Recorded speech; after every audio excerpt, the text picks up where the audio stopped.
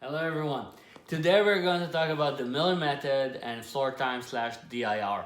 We're going to talk about the difference that they have and what is the major difference and how can they help kids with special needs, especially kids with development delay or autism.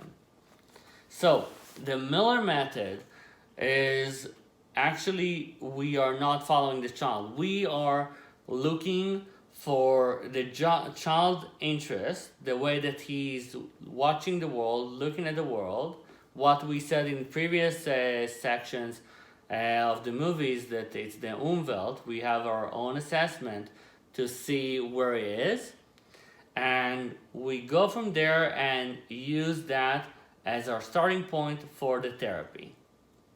So let's say that the child loves water and he's not verbal and he's not pointing and he's using basic gestures. So our goal will be teaching him gestures, teaching him how to communicate, teaching him how social games. And what I love about the Miller method and the floor time, that we use in our session to do occupational therapy, speech therapy, social skills, and educational programs in 1 hour. And the difference is that we look where the child is in his development steps, and we build on those steps to build his confidence, build his communication, and if he's lacking one step, we are going to repair that step. So the difference in the ABA, for example, that they will look at, let's say the child is 3 but behaves like a 2-year-old. No, he needs to learn to do all the things that a 3-year-old needs to do, and we are going from there. Or no, the child needs to learn how to sit down for 3 hours at a chair and not move. But in the Miller method or the floor time, we teach the child, okay, if you need to move, let's do something that is movement related, or something that is tactile or sensory that you need, and we will go from there. Just because we want to teach you language, we want to teach you motor skills, we want to teach you social skills, and we will use that need that you have right now, and we will just accomplish those things. So how do we start if we're doing the floor time and the Miller method? We look at what the child likes to do. So as a therapist, I will ask the parents, but you as the parent, what you would do is look at what he likes. So let's say he likes pouring water. Let's say that he's building blocks. Let's say that he likes running around the kitchen. So all of those things are great because we can use them as communication points. We can use, let's say that the child likes to walk.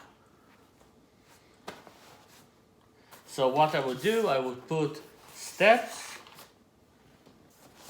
If he would come to my clinic, I would put steps, and I'll put a step here and say walk, walk, walk, walk, stop, pick up, turn, walk, walk, walk, walk, and drop. And I will use the gesture drop. I would say turn, walk, walk, walk, walk, walk, pick up, turn, drop. So you are using those things and the need of the child to move, and you're teaching him or to pick up, how to throw, and he's doing the activity and he's engaging in the activity. So after he engage, you can interrupt his continuance. So for example, let's say that the child is walking and I'm standing in the middle, so they need to tell me move, or to say the gesture move. So it's like putting the hand on my chest and say move. Do, pick up, turn, drop, throw. Walk, walk, walk. Oh, move. Pick up, throw, turn around, and then we interrupt, but we are adding language. We are adding things that the child will need to add to the communication, and then from there, we teach them we are partners, we have the triangle of communication, what we talked about, we have the language that we need, and we can go from there. So after we use language and we use interruption to what the child wants, we also use the strategy of ask us for help. So let's say that I have the blocks, I will put them inside of a box and the child can't open the box. I want to make sure that the child will come to me for asking for help, and then I will say, help. And I want them to look. Why do I want them to look? I want them to see me as a person. I want them to see that I'm a partner in their communication, a partner then in the room. I'm not just a furniture. If a child can't do it, we are going to use a lot of strategies to teach them how to walk around and look for us, how to see us as partners, how to engage with us. If it's by gestures, if it's by one word, if it's by pointing, all of those are a good measurement of understanding. So what we're going to do now is we're going to build a tower with Jenny. Jenny's going to pick up, put, pick up, put. And then I'm going to put my hand here.